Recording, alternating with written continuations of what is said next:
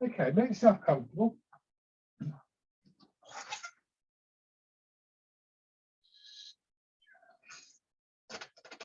Feet down, just sit up in your chair, rubbing your hands together.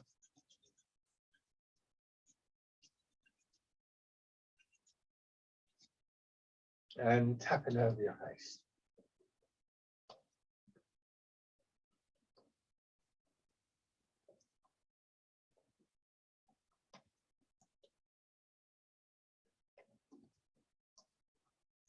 Over your head and neck.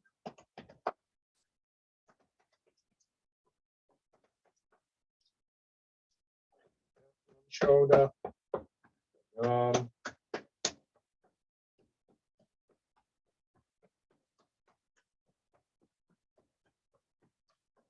Side.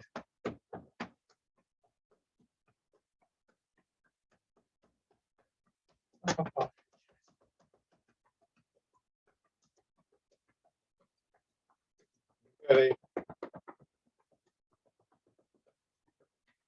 And relax.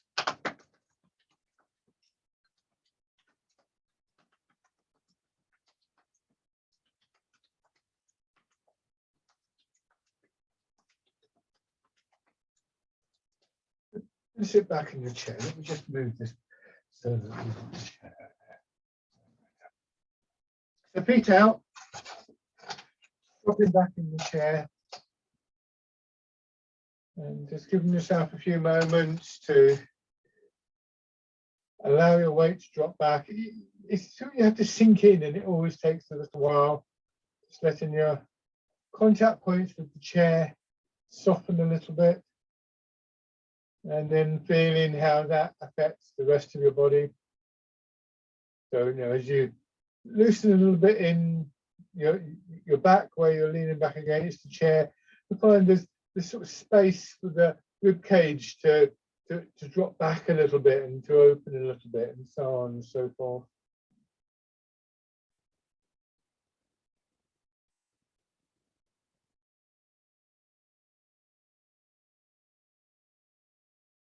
The rhythm of your breathing, and trying to get that feeling of the cycle of breathing, starting and finishing with this little bit of a expansion and contraction in the belly.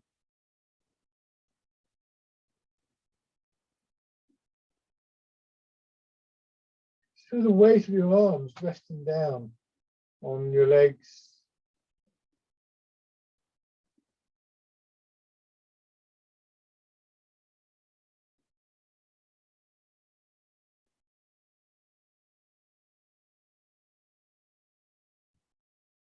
And then come to the upright position, bring your feet in, come forwards, shuffle around in the chair until you've got a comfortable position. Always remembering you may need to change at some point, you know, if your back starts to stiffen up or something like that.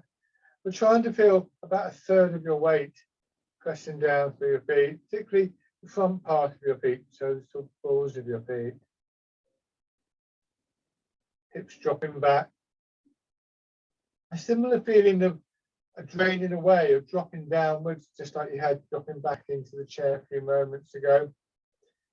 But rather than being held simply from behind, you're held from below, of course, the center of gravity dropping, but also in front and back and sides, as though you're a pole stuck in the ground and had wires going around the pole just to stabilize you.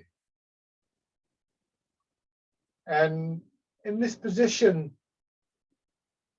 that sense of being pulled forwards should be neutralized by the sense of being pulled back, and the same between left and right. And it's that all-round sense of being held that gives us this feeling of what we refer to as central equilibrium.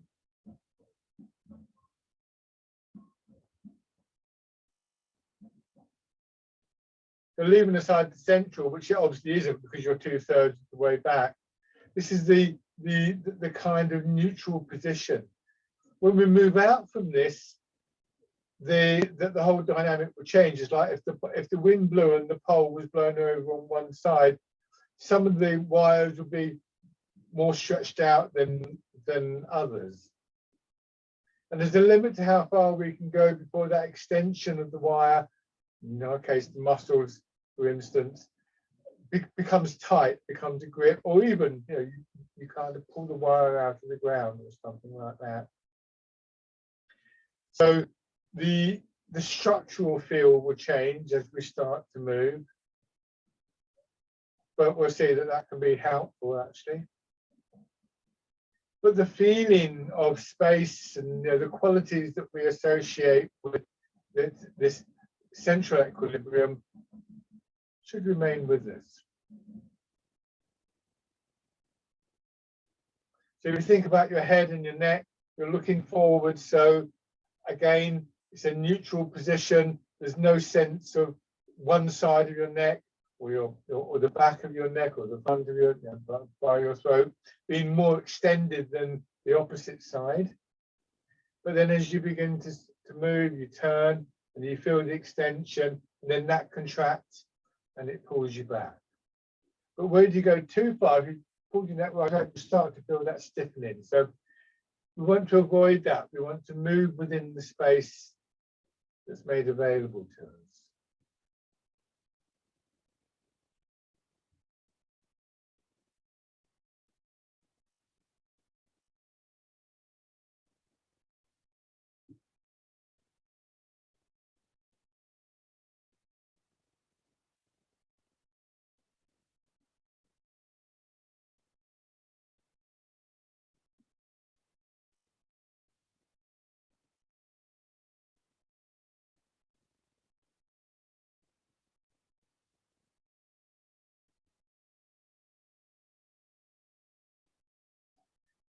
And then the shoulders.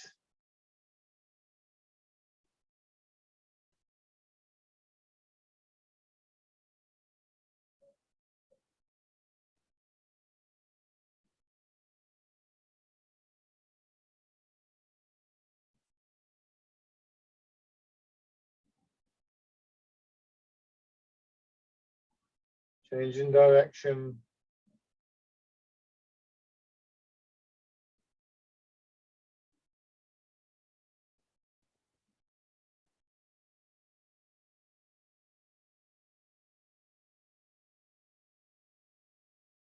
Hands down by your sides. Arrange myself a bit better. And turning. So rotation from your shoulder. You can see, if you look at my arm there, you'll see how my elbow goes out. So it's not just the wrist moving, it's the whole of my arm.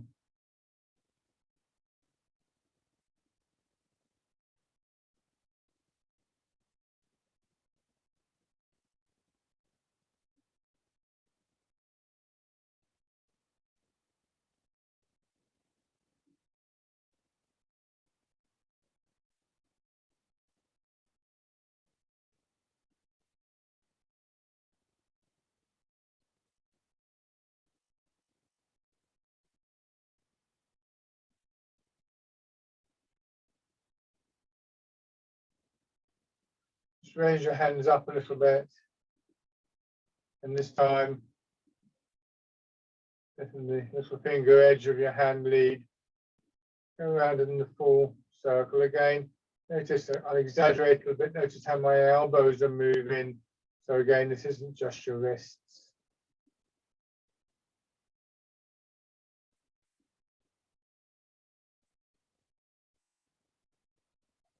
Back in the other direction.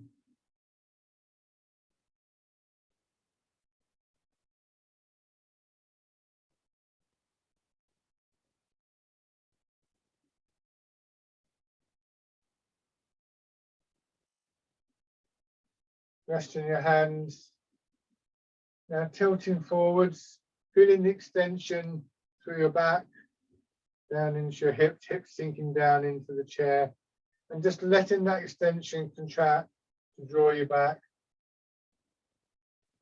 And also a little push from your legs, so that again, as that point of equilibrium changes, your legs will become denser, and eventually they'll push you back, and eventually the extension in your back will contract, pull you back. So again, what we want to do is to notice when we've reached that point where that's about to happen, and to not resist that. Not just, well, I've got to go forwards more, I've got to go forwards more, back more, something like that.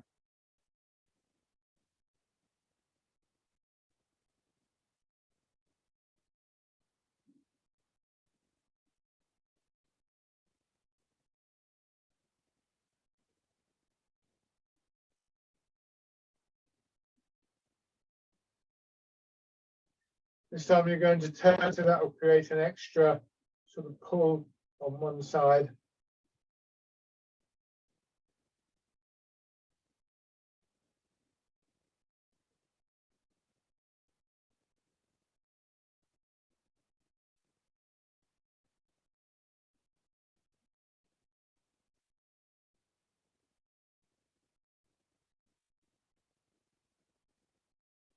And then the other direction.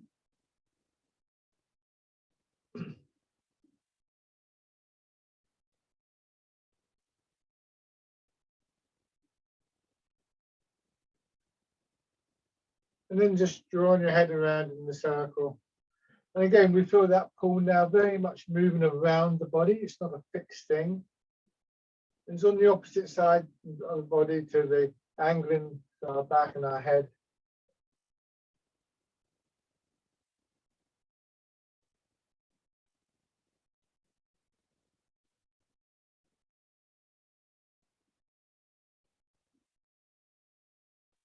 Change direction.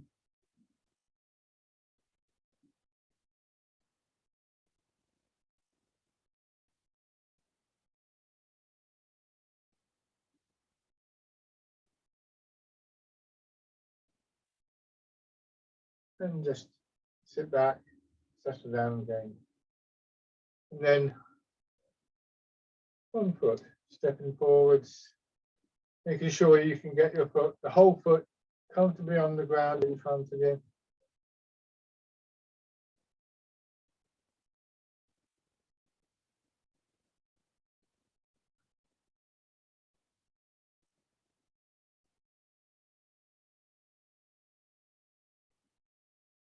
Okay, press the foot and then on the other side.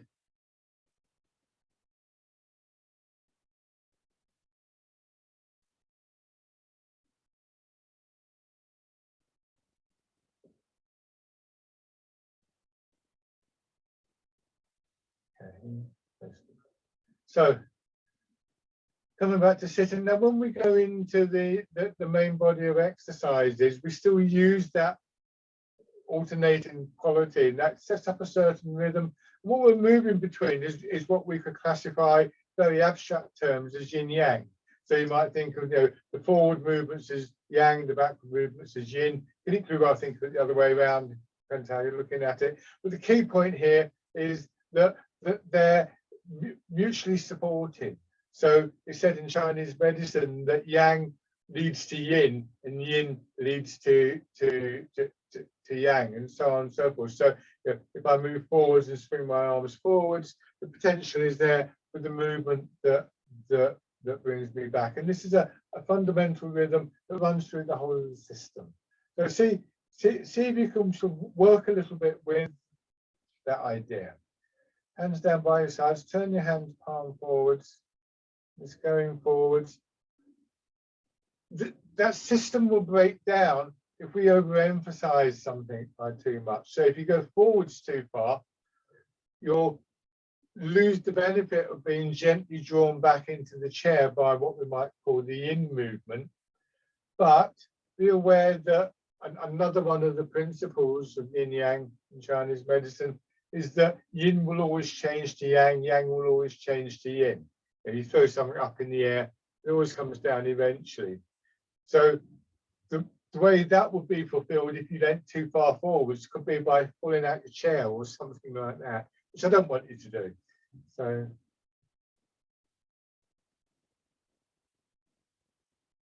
just feel how far you can go until you feel that that potential for the return movement becomes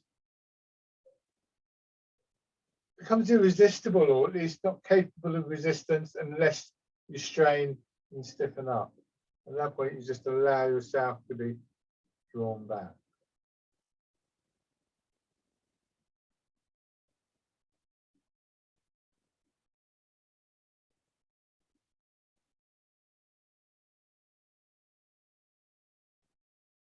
And then change into fisherman castanet. And yet another principle, that any yang element will contain something of yin and vice versa. So although the overall movement here could be said to be yang going forwards, your hips are going back, that would be yin. You feel your back expanding a little bit, that would be yang, but the front of the body is expanded, and so on and so forth. So it becomes quite complex. Yin within yang, within yin, within yang, within yin, and so on and so forth. We make a choice about which of those dynamics we engage with.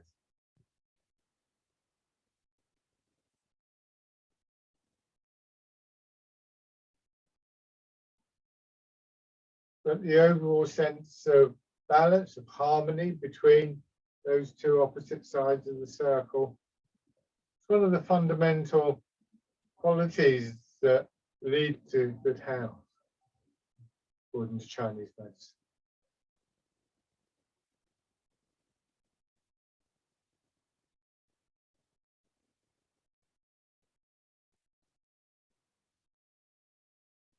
So fisherman cast a net. Now change into rolling the ball. The more complex the exercise, the less we're actually able to sort of follow all of those nuances.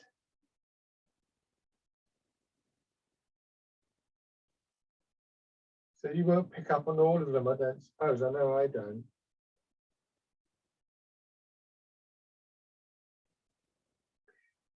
But the overall feel of the movement is one that leads us towards a harmony between yin and yang.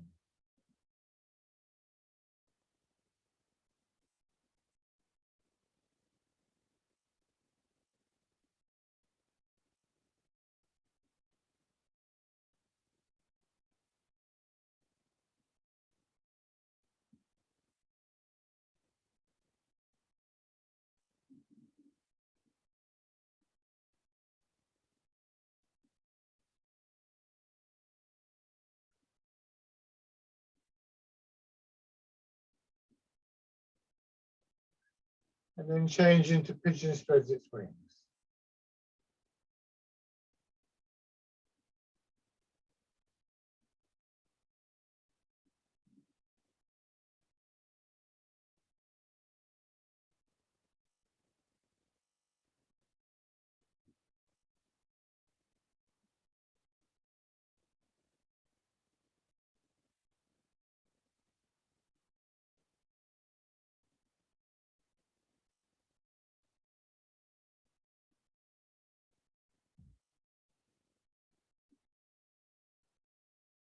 And then pushing away.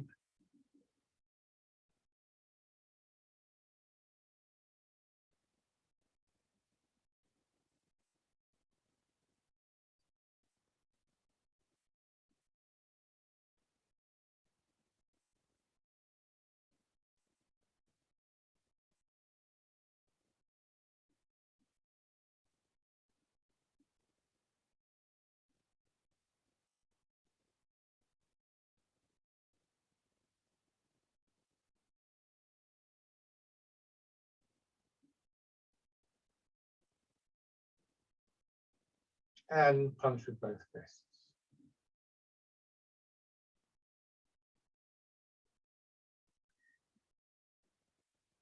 The suggestion is that the dynamic between yin and yang is a universal one. we find in all aspects of our life and all around us. That's true. Then becoming familiar with the dynamic in terms of the exercises becomes another one of those little benefits that you can carry out with you in the world around you. How we negotiate that dynamic to our advantage without straining, without resisting it, but without just being pushed around by it.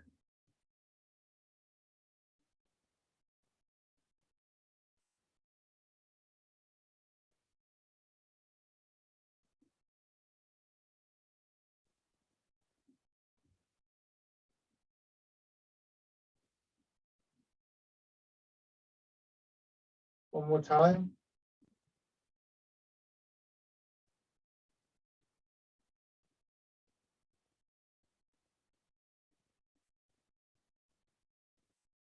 Going back to the pigeon spreads its wings, a little sequence of 3. So sharing that yin yang rhythm, finding that the changeover point really at the changeover between those two sides of the circle.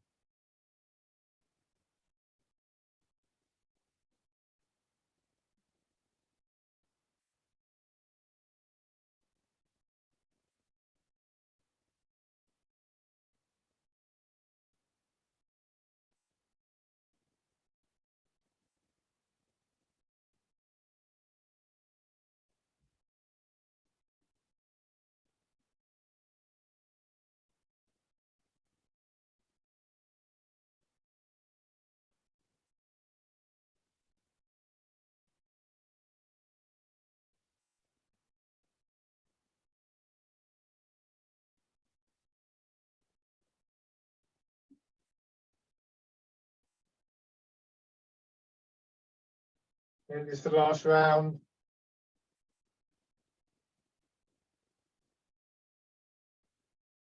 So now, just open your fingers, turn your hands out, and press pause.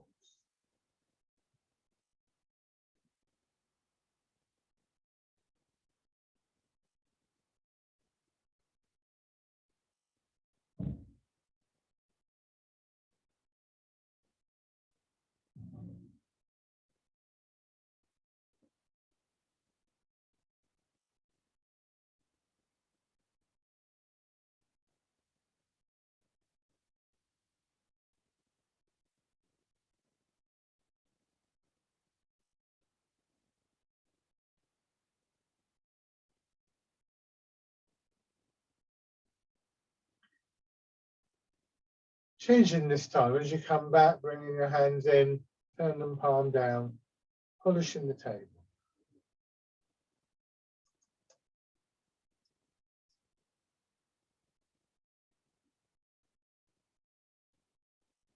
So yin yang, hands go forwards, hips go back.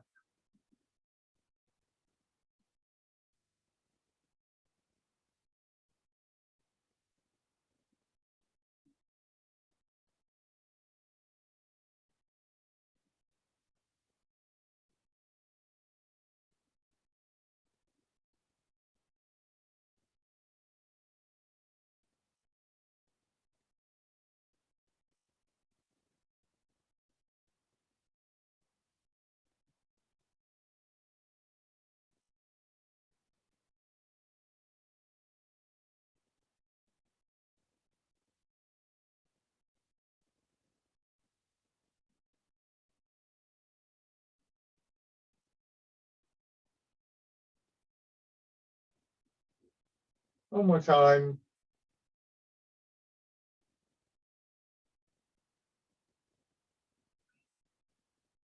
Turn your hands palm up, pushing down through your feet and your hips, yin, feeling expansion upwards, yang in the upper body.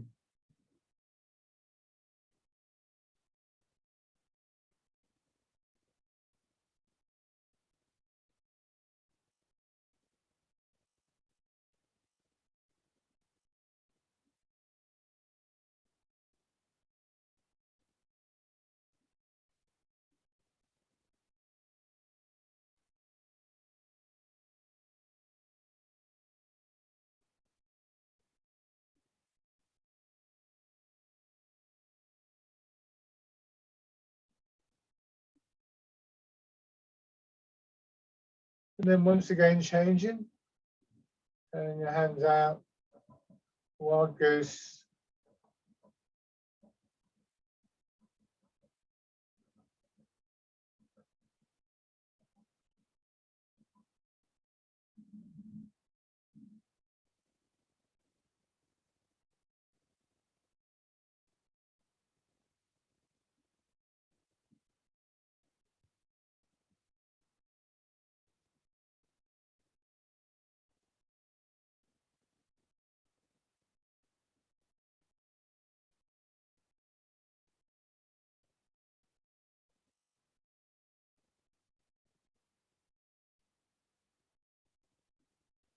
And then parting the clouds.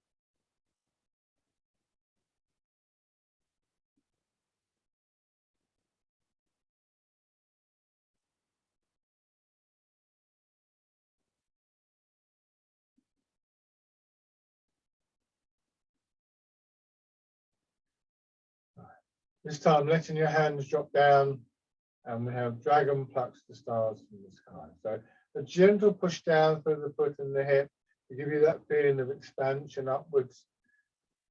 Just as high as you're comfortable, and this plucking action.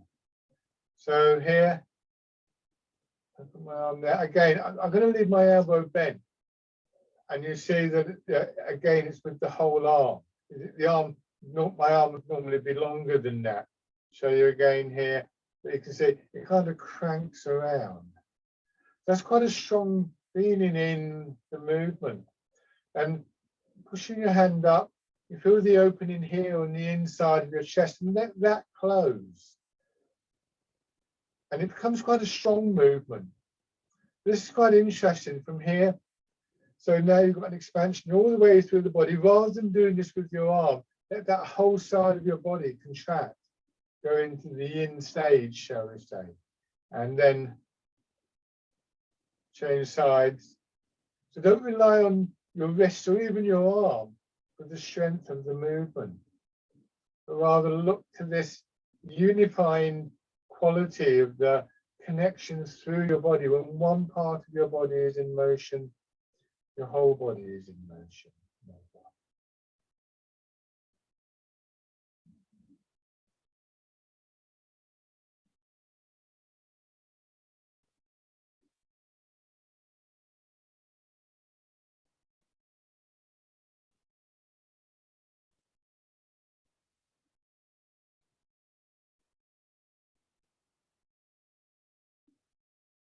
One more time on each side.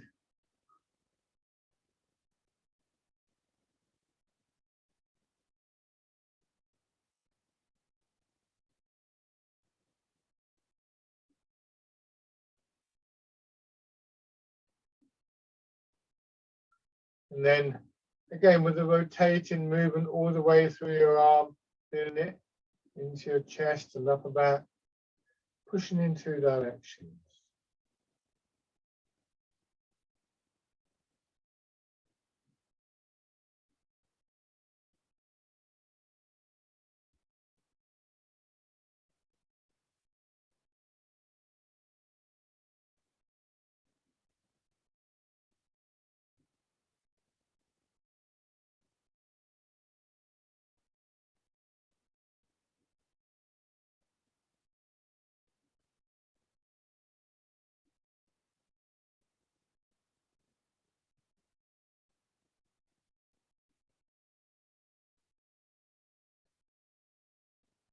Then if it's comfortable, add in the turn.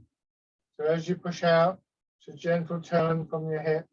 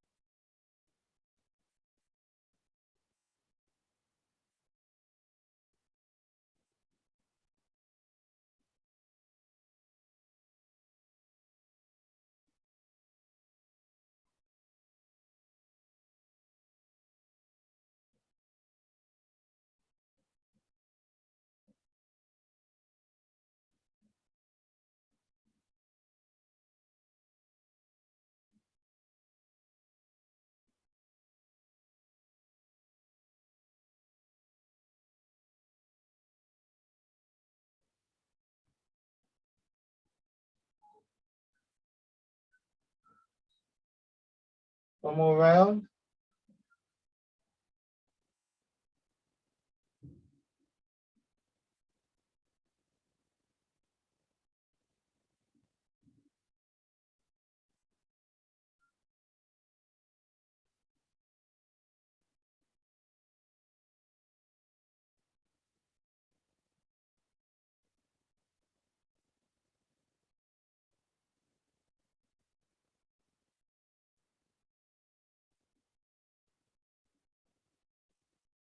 Scooping the sea and looking at the sky.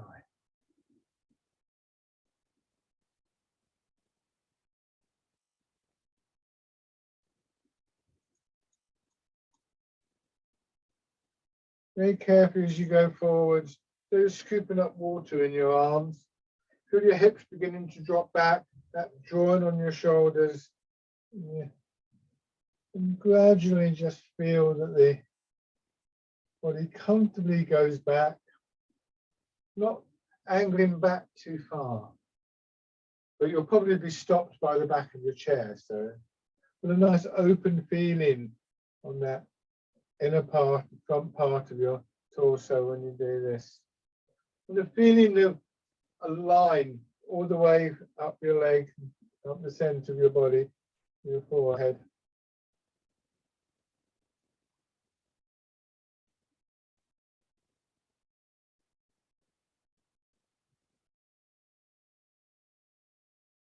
And then change into grasping the tiger's ears, a hollow fist. So you're holding onto a feather in the palm of your hand and you don't want to damage it, but you don't want to drop it. If you grip too tight, you'll stiffen up your wrist and that tension will go back up your arm into your shoulders.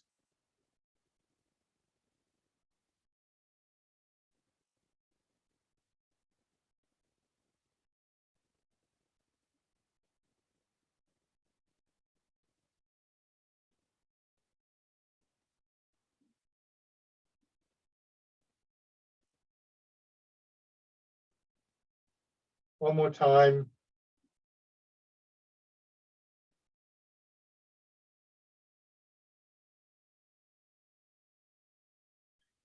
Switch over.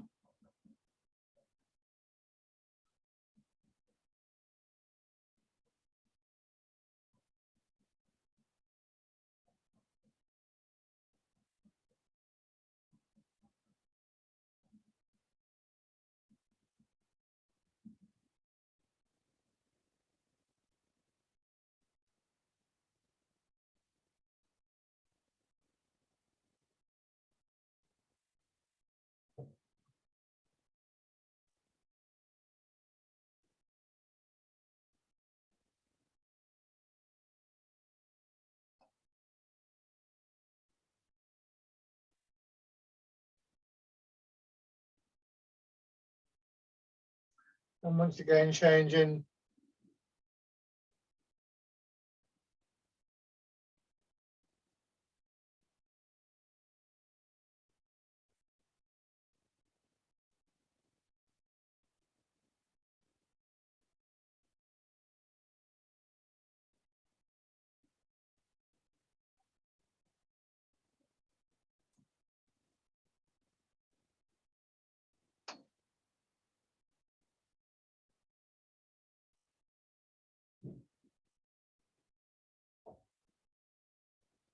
One more time.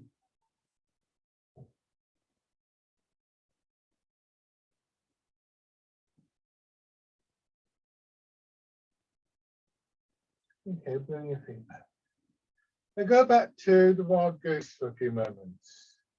Pushing up. In the wild goose, the hands go from about shoulder height to a level with your hips, that kind of area.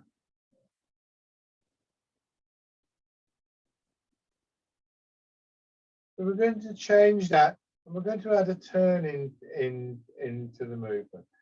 Turn a little bit to your left, and then as you turn back to the front, let your hands drop down, and they go through this smooth curve all the way through, and as you turn to your right, pushing up.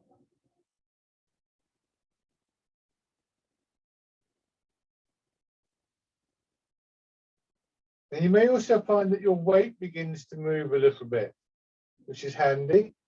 So this is going to be the seated version of Wind Blows the Willows. As I turn that way, so to your left, I'm going to move my weight into this foot, almost like I'm kind of trying to push in with my shoulder. I'm exaggerating a little bit. You'll see that my posture's going out of line. Back to the center and out. This is a good illustration of that idea that from the center, we take a reference point, if you like, for this quality of equilibrium, this spaciousness within our body that we're moving with. And then as we go into this slightly more awkward position, we're still aware of that space. And what we want to make sure is I go here, I can feel, if I go too far, everything's tightening up. So this is as far as I can go. Maintain the space, maintain the quality of the movement.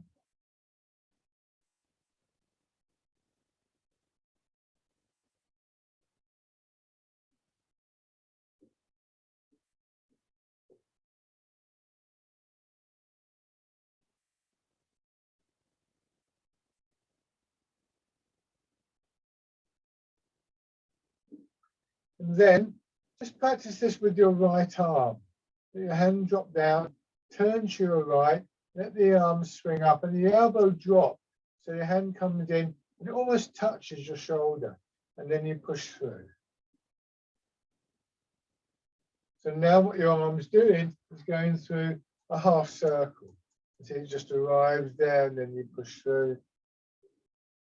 It's almost like, not quite, but you can imagine if you rest your hand on your shoulder here, then as the shoulder moves, it throws the hand forwards.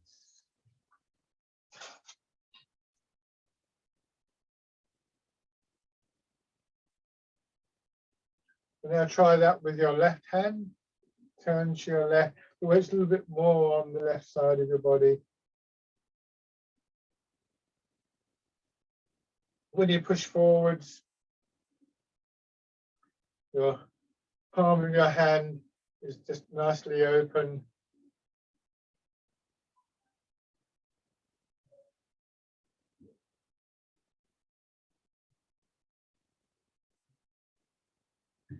As you go into your left foot and you turn to the right, drop your right arm down and just let that same movement bring your right arm into position, come back to the middle and into the left, into the right, I beg your pardon, it's my left.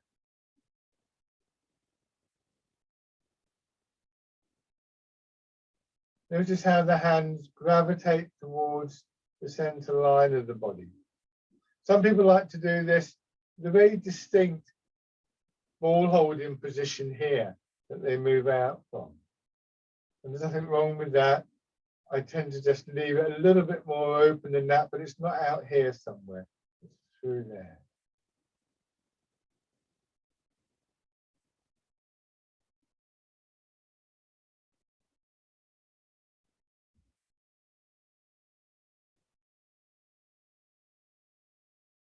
Again, you're coming back in. So whichever position you're taking here or here, this is when your weight is about 50-50 between the two hips.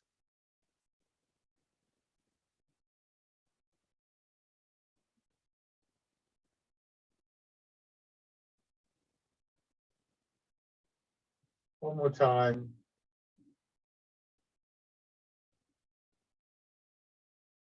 Good. And then let your hands rest.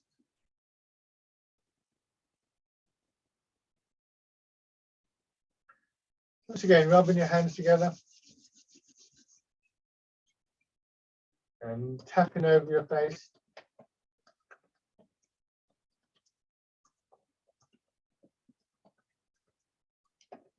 Over your head and neck.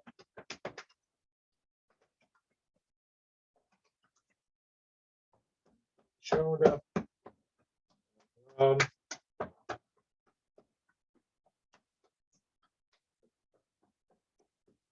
The other side.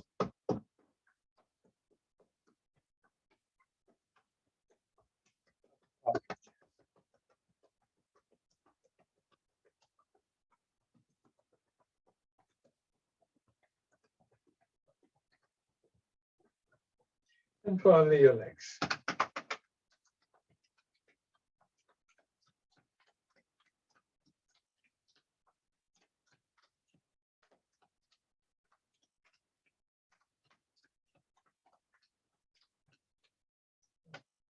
Push down through the ball of one foot so the heel comes up.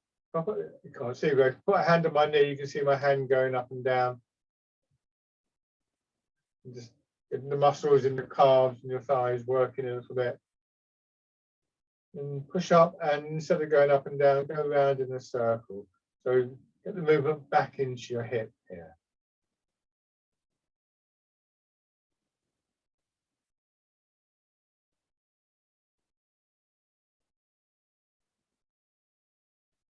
And then on the other side, up and down.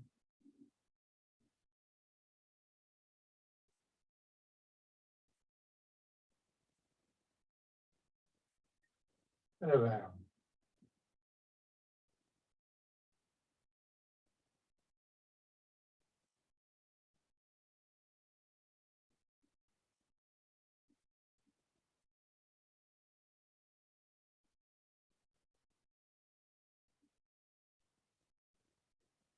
Lovely.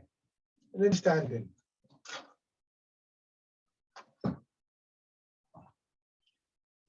I'll just get a drink. So that same sense of equilibrium, and we can see very clearly, I think, when we're standing, we're 50% in each leg. Our weight is slightly forwards, but that is neutralized by the hips dropping back. So the weight is forwards because your pelvis is tucked under, but you're in a very neutral position at this point. No extra pull forwards or backwards or sideways. And if you can imagine, if you remember those toys that used to, I don't know if you still get them, you used to be able to put them in budgie cages, and they were very heavy at the bottom, and they'd be upright until the budgie came along and tapped them or something like that, and then it would swing, and eventually it would sort of swing back to that, and it would come back to that upright stance. It's in a way a very kind of natural stance. So when we move out from it, there's a very strong impulse to come back to it, and we just want to listen to the body to see when is the appropriate moment of change. So again, we have yang, the movement out from that central equilibrium, yin, the movement back, but never to a point where either are compromised. So this is where the moderation in the movement becomes very important. So listen, your hips drop back, sinking down and pushing up and down.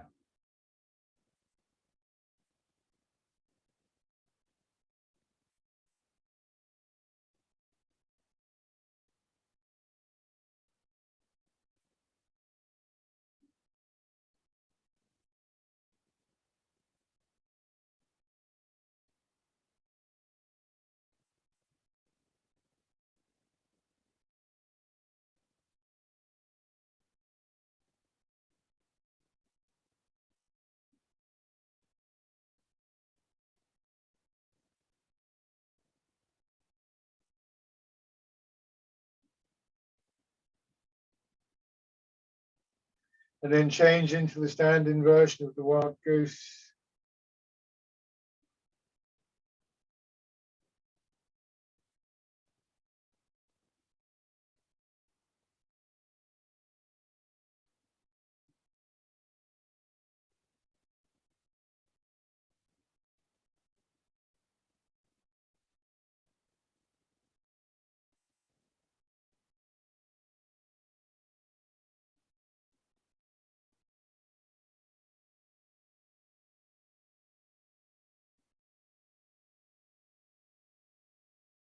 And part in the clouds.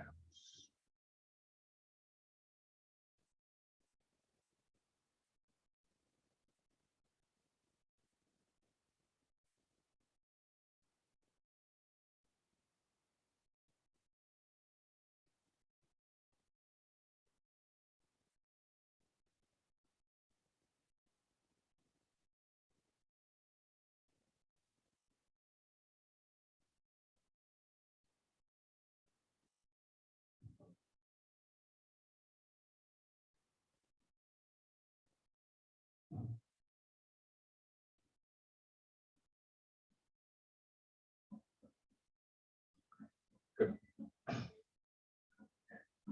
1 foot forwards. So you're upright, and yet gravity's pulling you down. Yang, yin. You move forwards, and even as you move forwards, you can feel that slight pull backwards in your hips. So sometimes we can see yin yang as alternating things. Sometimes we can see them as two aspects of the same thing. Maybe one dominant, but the other one always present.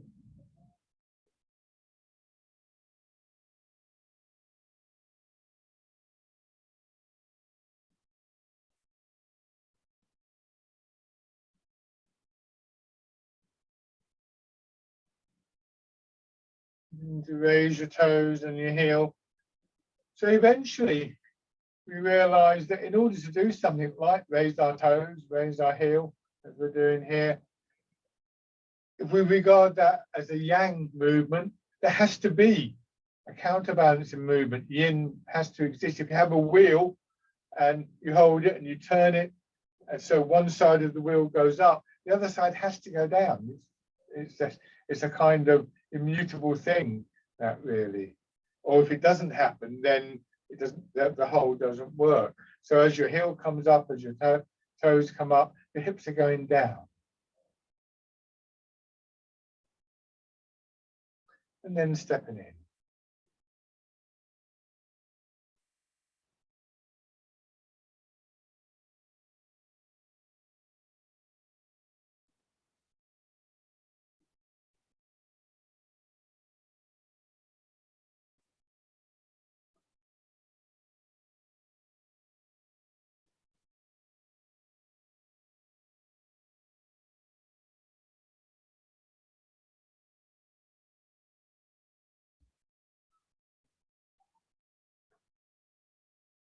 On the other side.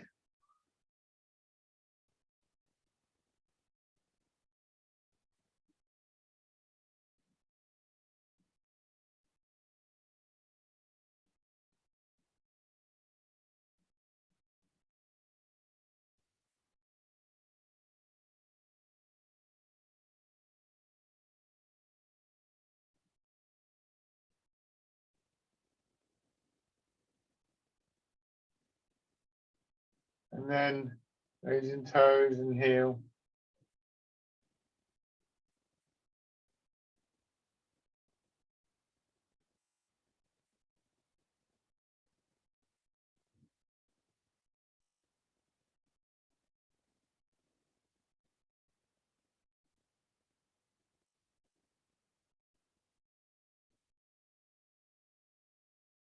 Stepping in.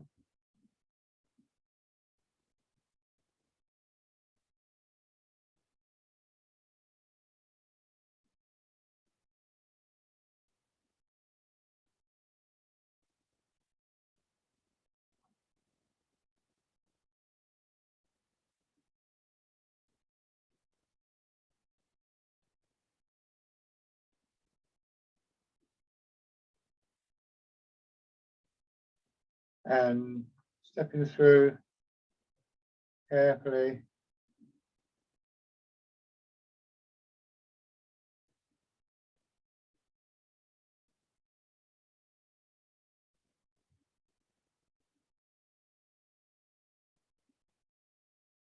If you haven't done so already, change direction.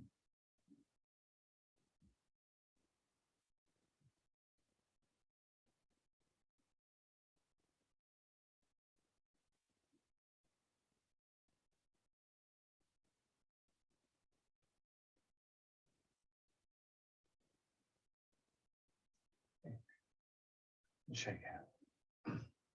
Okay, right foot forwards. Starting with fisherman castanet, the standing version of fisherman castanet.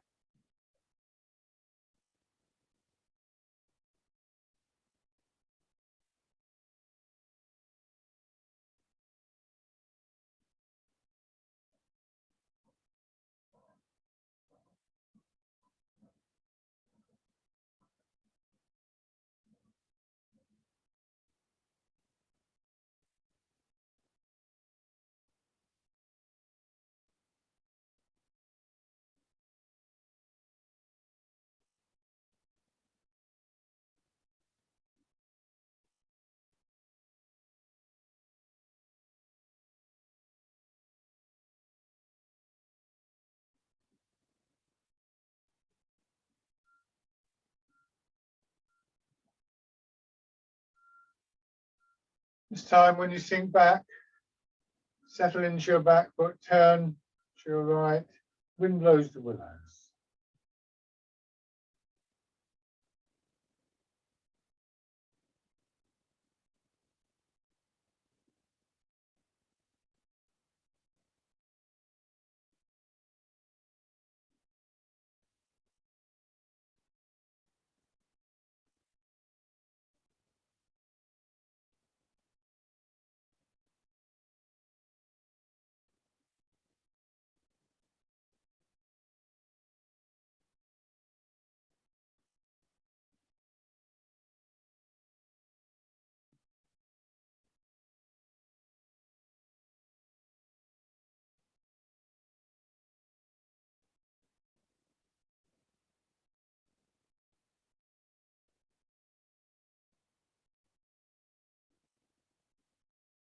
And then stepping in.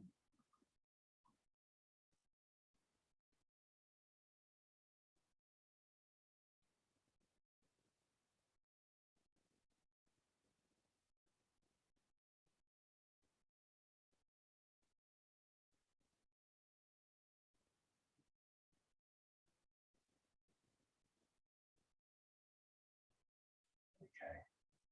On the other side, starting with fisherman castanet. I do this one a lot, and I think it's a very fundamental exercise. It seems to have everything in it in a very simple form. We can appreciate the flow of the movement, the order of the movement, feet to hips, and out to the arms, and so on and so forth. We're looking straight ahead, so the arms are swinging straight ahead. So it's a very good way of establishing many of the crucial elements that we bring into the somewhat more complex exercises like wind blows the willows. So the changeover is very straightforward. We just sink back and turn. And that just moves our shoulders and hence our arms slightly differently.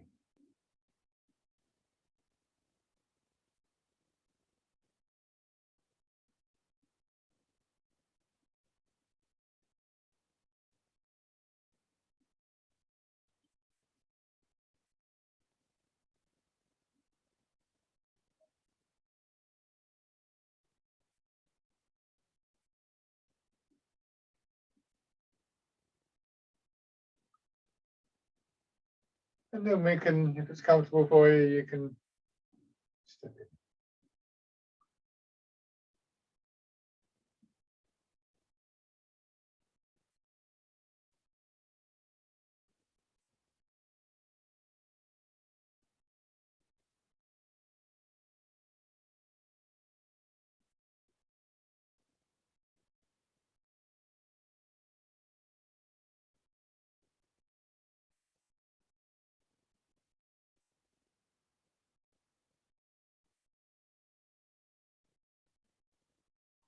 Lovely. And bring your feet down now. Good. So find your chair again. So, you know, I always finish with this particular exercise, whether seated or standing. And that's a reflection of this idea of yin yang. You get quite active during the classes, but we come back to this. So everything in Tai Chi, one way or another, follows that kind of pattern. And it kind of makes sense if you think about it. We see it all around us. We see winter turns to spring, turns to summer, day turns to night, and so on and so forth. That kind of cyclical nature. So this is sort of, it comes from the background to Tai Chi, of a sense of being in harmony with those patterns. So coming back to the seated position, always remembering there shouldn't be a strain. Feel that you're supported. One of the things about central equilibrium is that rather than thinking you've got to hold it, you're sort of held there, if you like. Hands dropping down, and then embrace tiger, return to mountain. Just feel again how the cycle of the movement, if you follow it, if you're aware of it, will just bring you back, settling down, but then you start to push out again.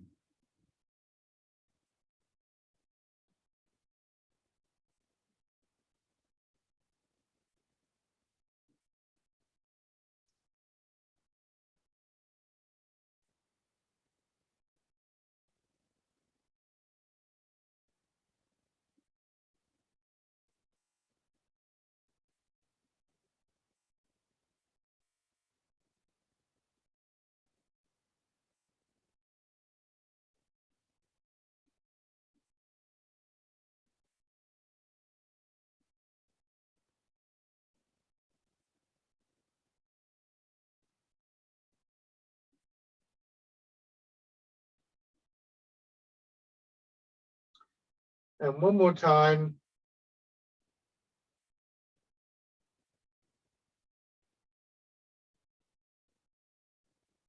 And rest.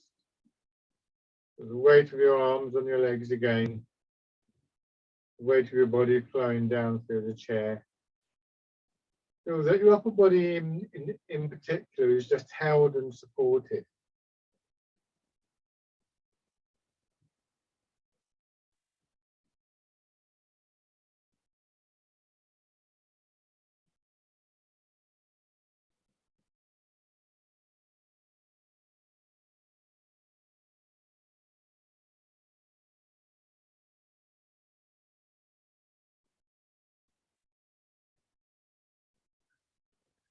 Okay. And just open your eyes. Lovely. Thank you very much, everybody. So thank you.